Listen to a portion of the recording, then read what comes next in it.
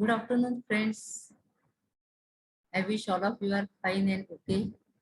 So we are continuing with our MCH healthcare services.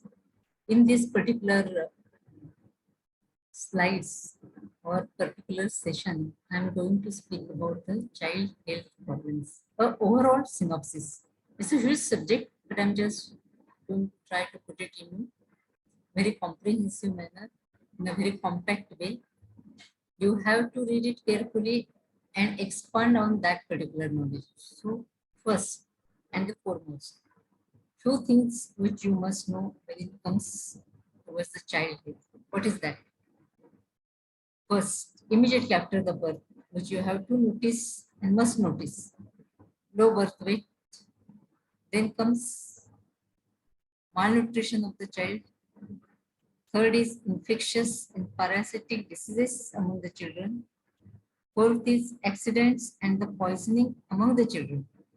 So I'll just go to the first part, that is a low birth weight, because I think I have already told, or all of you are aware, almost 1/4 of the babies born in India are low birth weight babies. 1/4. In fact, now it is improved relatively. Earlier it used to be 1/3 of the babies. Now it is 1/4 of the babies born in India are low birth weight babies. That means they are less than 2.5 kg weight at the time of birth. Whatever may be the reason, either it is a preterm baby, small for dead baby, or full term baby, or whatever it is, but they are born low birth weight babies and they face all the risks in their future development and growth. First is the child survival. Survival chances of the child is also very poor in these babies. Then growth and development is very severely affected in these low birth weight babies. Fourth, they enter into a phase of malnutrition. Either it is a protein energy malnutrition or micronutrient malnutrition. Or fourth very important thing, they are exposed to the infection. Risk of infection is very high. Fifth, they are always at high risk. At high risk for what? For everything. They are at high risk for infection, mortality, morbidity, then poor weight gain, various types of malnutrition happening to them. So they are always at high risk.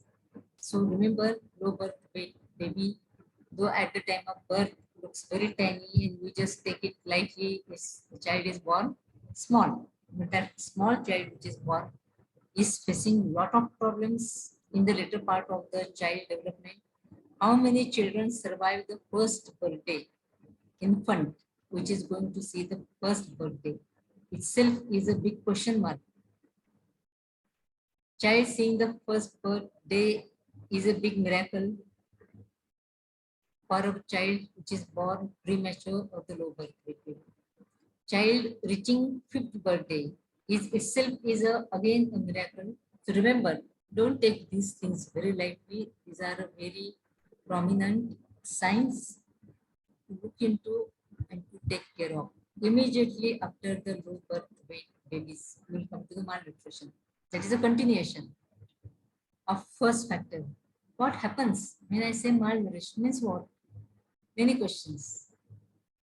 Either it is a protein energy malnutrition or it is a calorie only energy malnutrition. It is either marasmus or it is a kwashiorkor or it is plainly and purely micronutrient malnutrition. Micronutrient means they are malnourished in everything. They are malnourished in calcium, phosphorus, iron, trace element, vitamins. Many micronutrients are deficient. So this is one thing which you must know. That is number one, malnutrition is gaining the weight in the nutritional arena of the child development.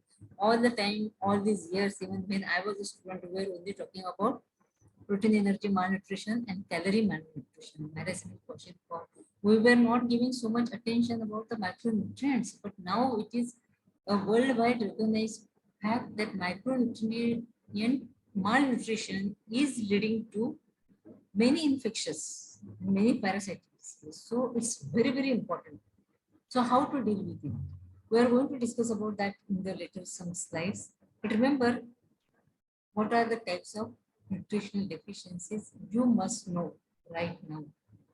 Then comes third important factor in the child development and the health problems is the infectious diseases and parasitic diseases happening among the children.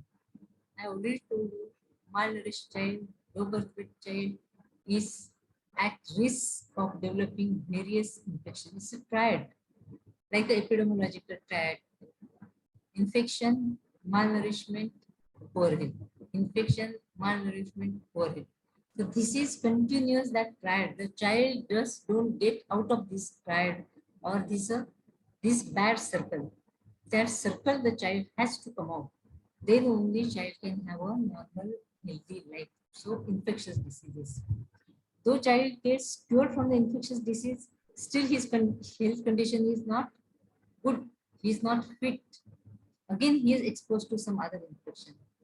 Apart from these infectious diseases of the early childhood, which you are aware of, we are teaching you in our other classes. Remember, what other thing a child is exposed to is parasitic infection. Either football infection, groundworm infection, many other parasitic infections the child is exposed to, because child is playing, dancing, he is, either he is in some spoiled water or some kind of spoiled soil. He is touching everywhere. He is not cleaning his hands. He is not cleaning his legs. Many things. That is one reason parasitic infections are more commonly seen in the children compared to the adults. That's one. Then comes the other part. What is that part? Accidents and poisoning. Now I will discuss this little bit separately. Accidents. Can you tell me why accidents happen more frequently among the children? Again, more frequently among the children. Child is playful. All the time he is playing. He's restless. He's alert. He's agile. And many times they don't know the sharp objects. They don't know the heights. They don't know the light. They don't know the fire. They don't know the electricity. Many things they don't know.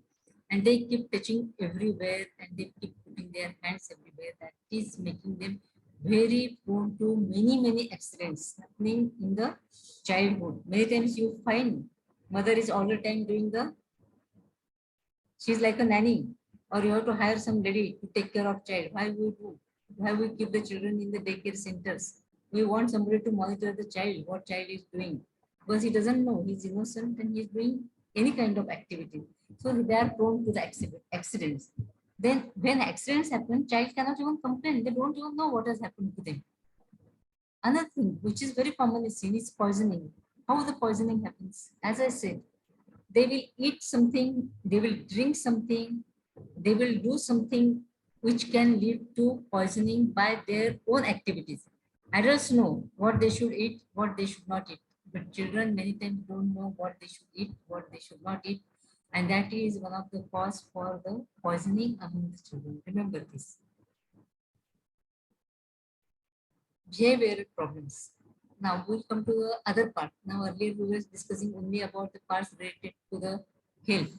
Health was the main focus, health problems of the child. What are the behavioral problems? Many times the scientists have found out drug addicts, drug abusers, suicidal tendencies, homicidal tendencies, stealing tendencies. Even they have found out that terrorists with violent actions, they have major problems, not of adulthood. The major problems, these people with the major problems start in early childhood. So these are the behavioral problems in the early childhood, which leads, if it is not rectified, if it is not controlled, these children tend to become either extremes, terrorists, homicidal, suicidal tendencies. They become social evictors in the society. They are juvenile delinquents doing various activities, homicidal, suicidal tendencies, tendencies to harm the other people, tendencies to steal, robbery. So all these behavioral problems, drug addiction, drinking, smoking, everything when I'm talking about. So behavioral problems is a very huge burden on the society as far as the children are concerned. Then comes other factors affecting the health of the children. Which are the other factors affecting the health of the children? Now, we are only talking about the children's problem. But there are many things. Child is innocent, but he is getting affected by so many other factors which are surrounding him. Which are those factors? Maternal health. Mother's health is poor. Mother herself is not physically fit and healthy. So unfit mother, unhealthy mother does what? She gives birth to the low birth weight babies. She doesn't have time to take care of the child. She cannot give so much of attention. Maternal health is poor. She is not in a fit condition to take care of the child. That is number one. Family. Family is in a poor socioeconomic status, or family is a joint family, multi-gravida, multi-para. She has to take care of many children. Family is joint, taking care of other people in the family. So the family conditions also affect the health of the children. Socioeconomic circumstances. Paternal or maternal income per month income is per capita income is less. They can't afford education, medical care, proper nutrition, proper clothes, proper living for the children. So this comes under the socio-economic conditions and the categories. Then comes the environment. What is environment? How the environment is affecting. For example, all waterborne diseases, airborne diseases, soil-borne diseases are outcome of poor environment, contaminated environment of the child leads to all these diseases. So remember, environment has a tremendous impact on the child development and growth. Then comes the social support and the health care. If mother has 5 children or 6 children, what happens? She says, I can't go for each problem to the hospital. She just postpones the health problem, health intervention. She is not given support by her husband or the other family members. She is not in a position to take the child every time to the medical care or the health support. The social support is also missing. Social support means support by her husband, her in-laws, the family members, or the neighbors. So we have found, when I'm talking about here about the social support, many mothers who come for the immunization in our health center, they will say, yes, my neighbor was going with the child, so I came. So that means this is a social support is leading to the medical activity. So remember, these are the various factors which affect the health of the children. Now we'll come to another part, which are the rights of the children. We are always talking about the rights of the women, women's right. I think particularly all the girls who are listening to this class will be very happy. We are always talking about the women's right. Women are always oppressed. This is the conclusion. But what about the rights of the child? Do you know? Woman can at least speak. Child will not be speaking also because child doesn't know the rights only. He can't fight for himself. Somebody else fights for the child. Child does not fight for himself. That is the difference between the rights. So what are those rights? So rights of the child are declared by the United Nations Declaration of the Child, Rights of the Child. Universal Children's Day are celebrated all over the world. Social goals have been set up by the United Nations in year 2000, which are almost followed by most of the countries in the world. Social goals, these are the social norms. National policy for the children in our country. We have an independent national policy. We have a national policy for the mother and child care. We have a national policy similarly for the care of the child. It includes prevention of the child labor. It includes the right for the health, right for the immunization, right for the education, right for the schooling, and right for the employment. Not the children's right for employment. We don't promote child labor, but for that. So remember this, there is a national policy for children. We'll discuss about all these factors later on in other class.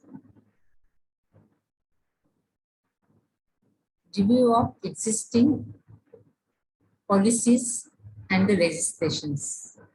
So there are actually many laws and rules are there in maternal and child health care. I think this is the only part section as far as medical education or medical health services are concerned, where maximum laws are implemented or maximum laws are created, legislations have come into the picture. That is a maternal and child welfare, along with Child Labor Act is there, ESIS Act is there, MTP Act is there, Antenatal Care also related to that Act is there, Marriage Act is there. So there are Registration of Births and Deaths Act is there. So these are various acts you are going to find specifically directed towards the maternal and child care.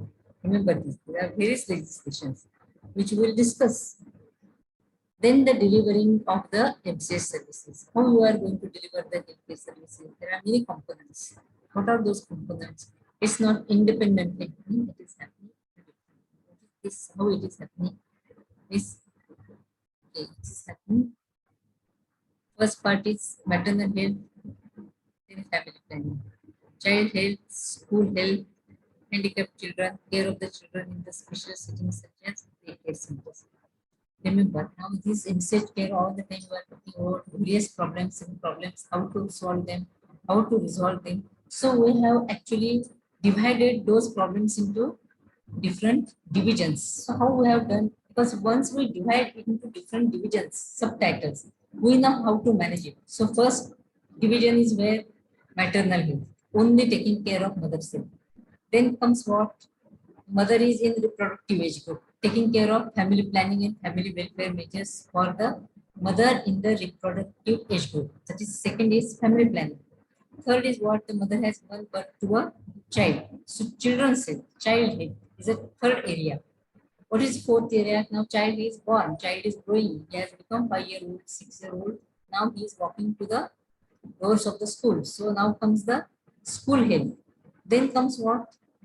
Some children cannot go to the school. Why they are not going to the school?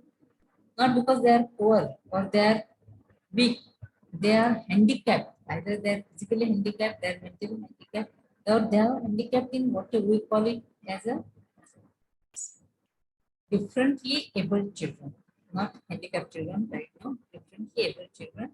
So we have to take the actions and decisions to protect these handicapped children. We have to create different school for the handicapped children. We have to develop many means how the handicapped children gets the education, so they are not mentally handicapped throughout their life, they are not physically handicapped throughout their life, they are in a position to carry out livelihood in their future, and they don't become burden to the mother or father or the burden to the society. So that is for handicapped children. Then comes the children in the special school. Now this is a very big topic which independently we are going to teach you about the ICDS project, that is a daycare centers. Earlier ICDS project means everybody thought it is a daycare center, but now we are giving it very nice name. It has got, that is a Anganwadi centers, daycare centers. So in India, it is one of the very successful projects by Government of India, that is ICDS project. So one Anganwadi for 1,000 population. I will teach independently about the ICDS project, Anganwadi project, and how successful it is, and very nicely how it is done. And so thanks everybody for listening very carefully. Please read all these points very carefully, revise them, and I'll continue this same topic in my next session. Thank you.